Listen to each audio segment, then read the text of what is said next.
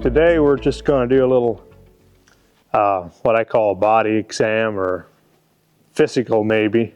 And I'm no vet, so I'm just giving you my opinion of how I do it. And yeah, by the way, I'm Joe from Valley Ranch Equine Services. So I think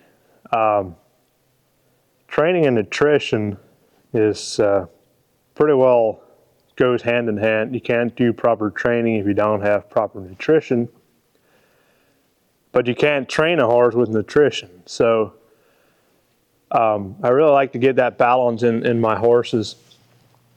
And for this guy, this is Zorro. So I used him for an example. I noticed he's a little uncomfortable. So I've been not focused on how he's, doing as much as just working with him.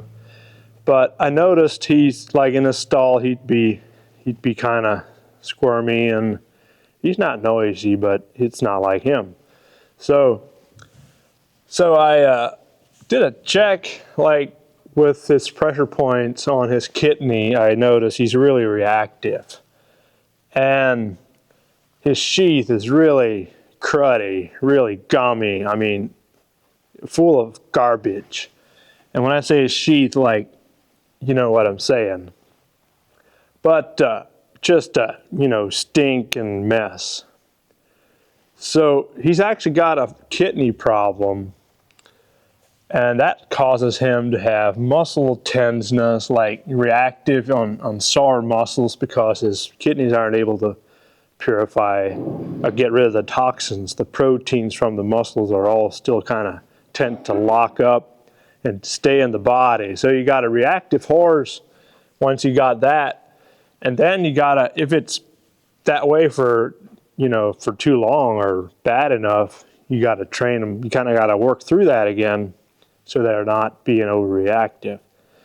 So usually the reaction part starts with pain, and then it goes into a habit, because you tried to train them through that, but you cannot win the game because you're dealing with pain. So he's very laid back. You don't get that from a guy like him so much, but I do have another horse here that's the top line looks good on the other horse, but he's a little bit swollen over the kidneys, and he is just he's a lot more a hot-headed horse, and he's very reactive, and also got a kidney problem.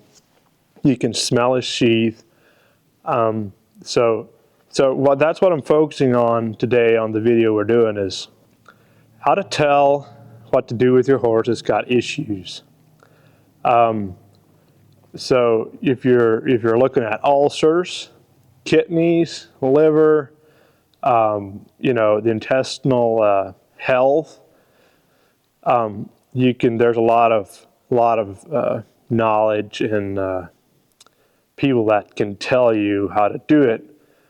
So I'm not the only guy, but I'm just trying to help you. If you brought your horse here to me, I look at him from a nutritional standpoint so that I can apply my training. So if you're underweight, run down, excuse me, then you got to deal with building the body up. And usually when you start building the body up to gain fat and muscle, that's when your other problems start coming through, like liver, kidneys, an ulcer problem. You got all kinds of, the organ problem comes back, or come through, I shouldn't say comes back, but come through as part of the problem. Like really, it probably all started by being weak. So that's where I'm coming from. So you can get a good feel for how to approach your horse if he's got issues.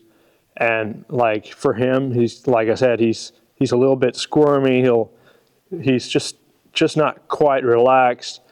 He does good when he is urinating, like he'll fully urinate.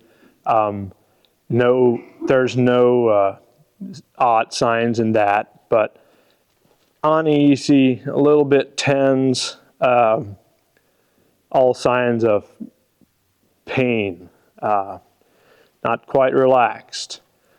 So that's where we're coming from on this subject of nutritional health and how I do it, or what, then the next subject is, what do you feed them? What do you change?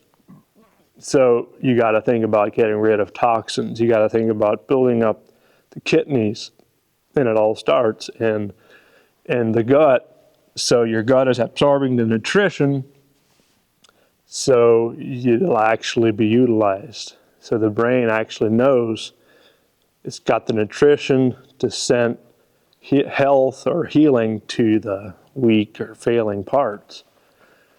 And so it's there's no one single remedy for everything, but there are some products that I have been using on other horses, and I'm going to use on him.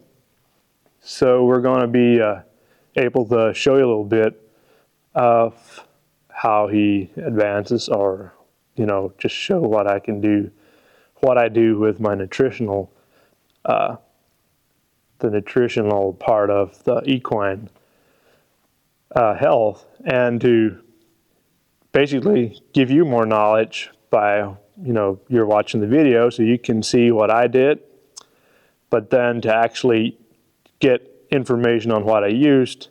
I'm not promoting certain stuff, certain feet, so I would rather you call or text or email me, and then we'll have a discussion on your horse, because there's just no single horse, or every horse is a single individual, and you got to approach them like that. So be sure and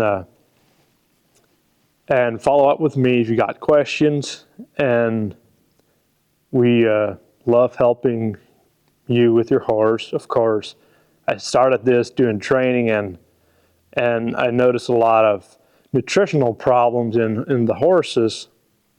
Not all of them were obvious when they came, but so again, you got to have a nutritionally balanced horse, so that your training is actually able to function long term. If you got questions, I'd be happy to have you, like I said, call, text, or email me, and we'll be happy to help you with your horse.